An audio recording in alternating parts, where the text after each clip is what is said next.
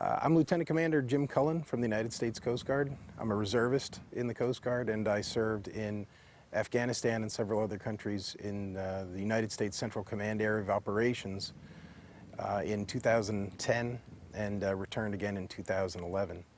The staff from the Coast Guard Historian's Office asked me to give a quick tour of the Humvee that I'm standing in front of. Her name is Eleanor.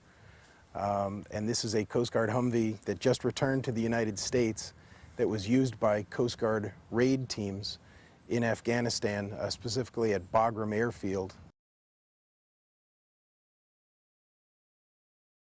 This happened to be my vehicle when I was assigned to Afghanistan, and it was one that we fixed up a bit that had been given to us by the Army, and the one that we had initially, the front was pretty smashed up, and there were some other problems with the vehicle.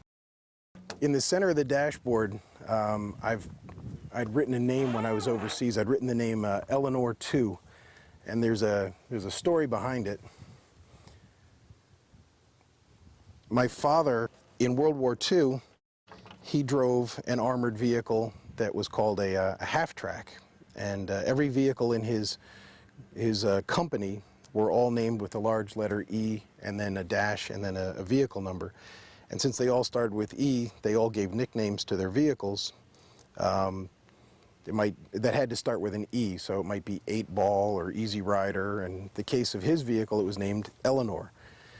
So when I was a kid, I grew up knowing about my dad and his experiences with Eleanor, the armored vehicle, when he landed in Normandy and then in the Battle of the Bulge. And I also was acutely aware of the fact that of the men who named that original Eleanor, none of them made it home. He came on board after the vehicle had already been put in service, but none of the men who had been part of the original team survived the war. They'd all been killed in action.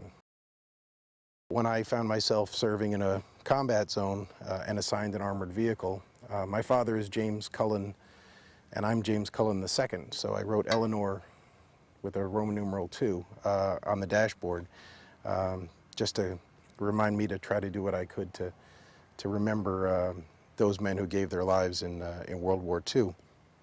The Coasties who are over in theater right now made arrangements before she was going to be shredded or destroyed. They made arrangements to bring her back, and I believe she's going to go into a museum here in the United States as a very little known piece of U.S. Coast Guard history. So we're pretty excited about that. And for me to see her here, this is the first time I've been reunited with this vehicle since December 2011, the last time that I was over there. To see her here in the United States is surreal.